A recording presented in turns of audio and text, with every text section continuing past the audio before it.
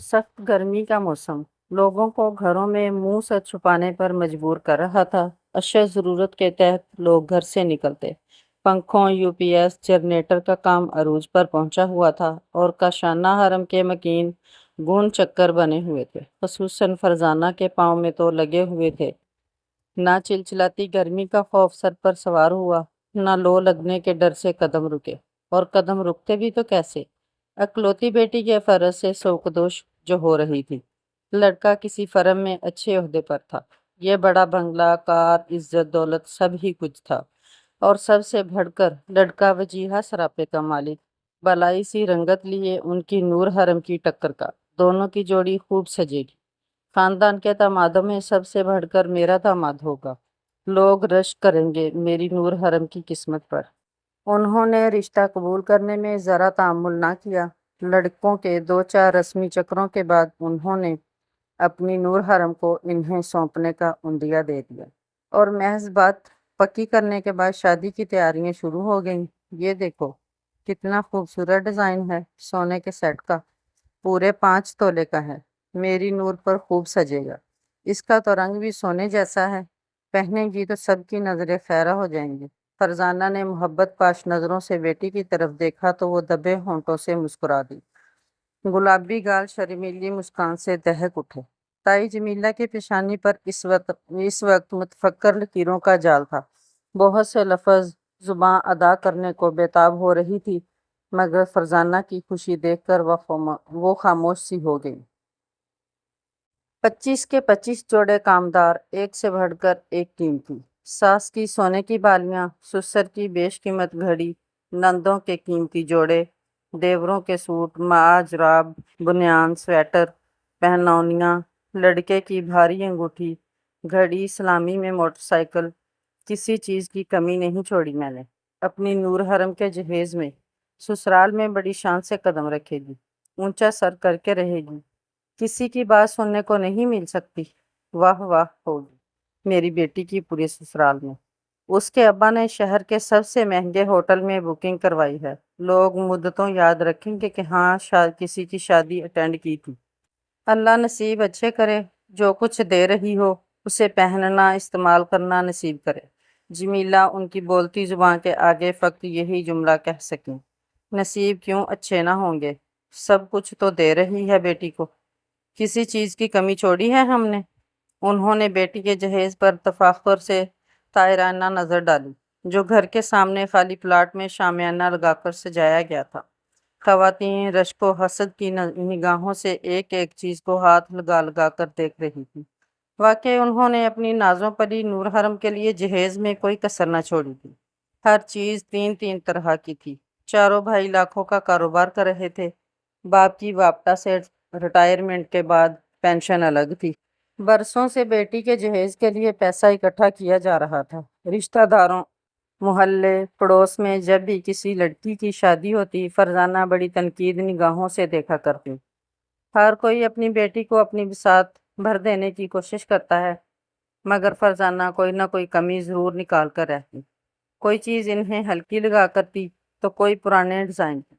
किसी का सोने का सेट छिलका सा लगा छिलका सा लगा तो फर्नीचर बिल्कुल ही हल्का। जमीला को आज भी अच्छी तरह से याद था कि रुकैया की बेटी की शादी में फरजाना ने उसकी बेटी का जहेज देखकर कैसी नाक बूंद चढ़ाई थी। औरतों के कानों में खुसर पुसर की थी। देख लेना, दिन रात ताने सुनने को मिलेंगे। ये चंद बर्तन और फटे बेड को देखकर सास नंदे तानों से वो जिगर छलनी करेंगी कि बेटी 8-8 आंसू रोती में क्या आया करेगी। किसी औरत के कान में बुलंद सरगोशी पर रुकैया दिल महसूस कर रह गई कि क्या करती। उसके पास अपनी बेटी को इन चंद ज़रूरी अशिया और फर्नीचर के नाम पर फ़कत बेड और ड्रेसिंग टेबल देने के अलावा कुछ न था। मजदूर बाप कुनबे का पेट भरता या फिर बेटी के जहेज के लिए जमा करता।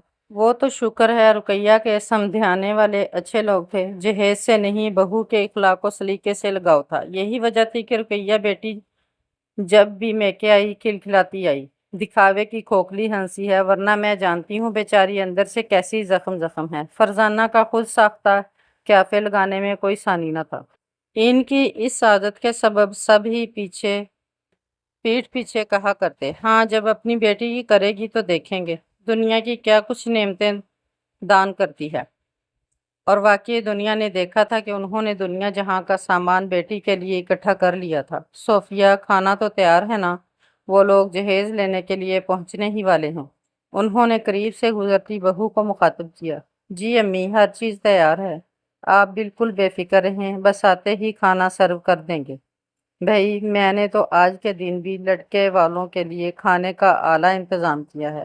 مٹن کا قورمہ، چکن، شاشلک، چائنیز پلاؤ، فرنی، سب یہ بڑے بڑے دیگچوں میں میری بہوؤں نے تیار کیا ہے۔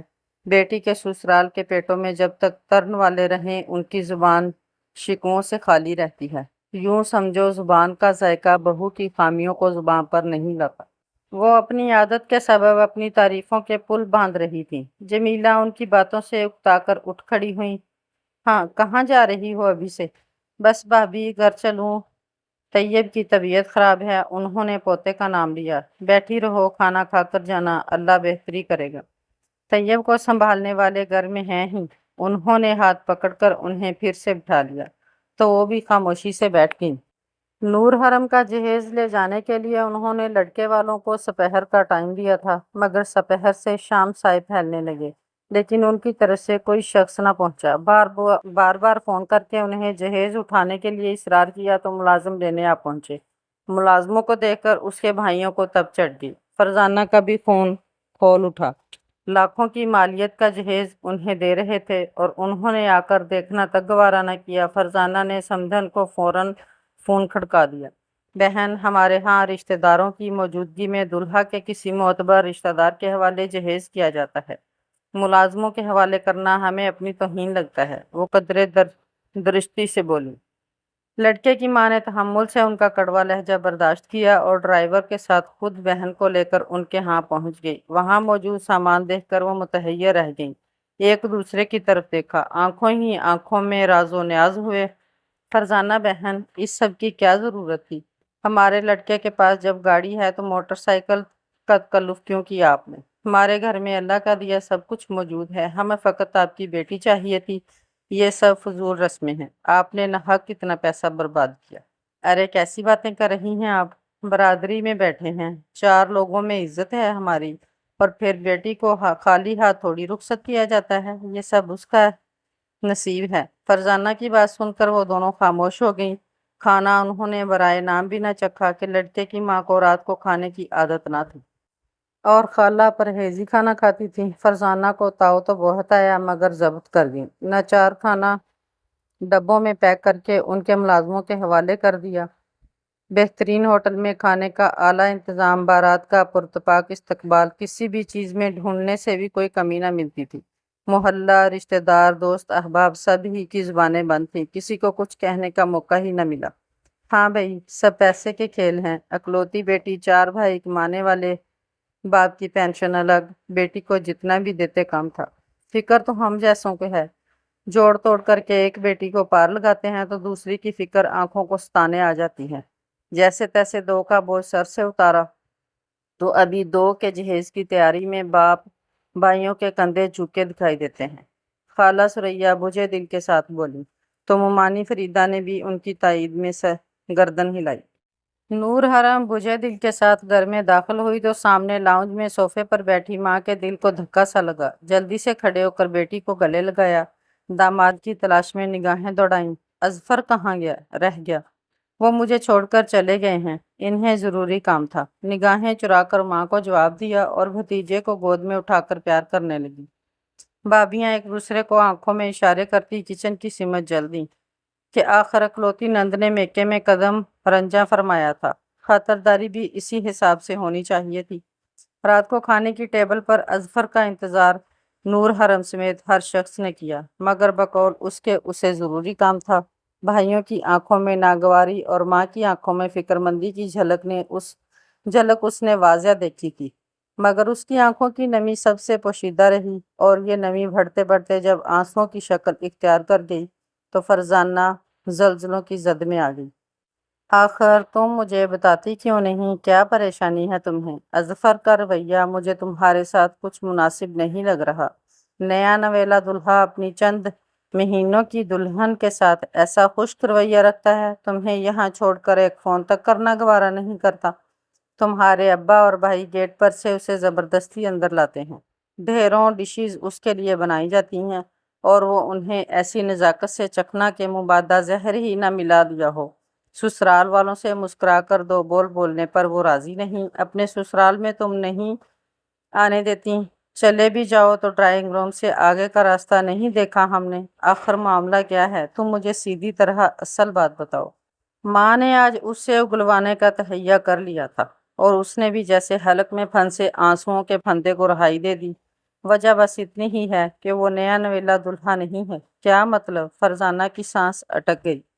ہاں امی، آپ نے میرے جہیز کا سامان اکٹھا کرنے میں دن رات ایک کر دیا، بھائیوں کی ابا کی جمع پونجی لوٹا دی، ہر چیز جانچ پڑتال سے اعلیٰ عمدہ خریدی، گارنٹی کارڈ دیکھ کر اشیاء خریدی گئیں، عمدہ لکڑی کا انتخاب کیا کہ دیر پا چلے، گن نہ لگ جائے، فرنیچر کی پالش تک پر دھیان دیا گیا کہ کہیں چند برسوں میں ہی اس کا رنگ نہ اڑ جائے، مگر جس سے بیٹی کا نصیب جڑا تھا اس کے بارے میں کوئی چھان بین نہ کی، اس کی ظاہری چمک شان و شوکت پر مر مٹی۔ آپ نے یہ کیوں نہیں سوچا کہ جس سے میری بیٹی کی خوشیاں وابستہ ہو رہی ہیں، یہ تو یقین کر لوں کہ وہ میری نور حرم کو خوش بھی رکھ سکے گا یا نہیں۔ نور حرم نے بے آواز آنسوؤں سے روتے ہوئے سر ماں کی گود میں رکھ دیا، اور فرزانہ کی یہ سب سن کر حالت دگرگوں ہو گئی تھی۔ سینے میں اٹکا سانس بمشکل بحال کیا، کچھ کہنے کو لب کھولنا چاہے مگر بیٹی کے دکھ نے آواز سلب کر لی۔ آنسو ماں بیٹی دونوں کا دامن تیزی سے بھگو رہے تھے۔ امی، اظفر کی 3 برس قبل پسند کی شادی ہوئی تھی، ایک حادثے میں اس کی بیوی مفلوج ہو گئی، اسے اپنی بیوی سے عشق ہے اور اس کا یہی عشق مجھے اس گھر میں نوکرانی بنا کر لے گیا۔ ہاں امی، میں اس کی پہلی بیوی کی خدمت گار ہوں، اس کی خدمت کے عوض مجھے اچھا کھانا پہننے اوڑھنے کو دیا جاتا ہے، مگر میرا چہرہ میرے شوہر کی محبت ستائشی نظر سے محروم ہے۔ کاش آپ مجھے کچھ نہ دیتی مگر اچھے نصیب کی دعا دیتی۔ آپ نے ہمیشہ اچھا جہیز دینے کا سوچا مگر میرے نصیب کا فیصلہ کرنے میں ذرا سوچ بچار سے کام نہ لیا۔ اس نے ماں کا آنسوؤں سے تر چہرہ اپنے ہاتھ میں لیا۔ فرزانہ تڑپ اٹھی، تیرے نصیب کو ابھی کچھ نہیں ہوا، اس دہاجو سے تو دیکھنا میں کیسے نپٹتی ہوں، کل ہی فیصلہ لیتی ہوں میں تیرا اس سے۔ ان کی آنکھوں میں حتمی فیصلے کی جھلک پھلکولے لے رہی تھی۔ نہیں امی، وہ اگر دہاجو ہے تو آپ کی نور حرم بھی اسی فہرست میں آئے گی۔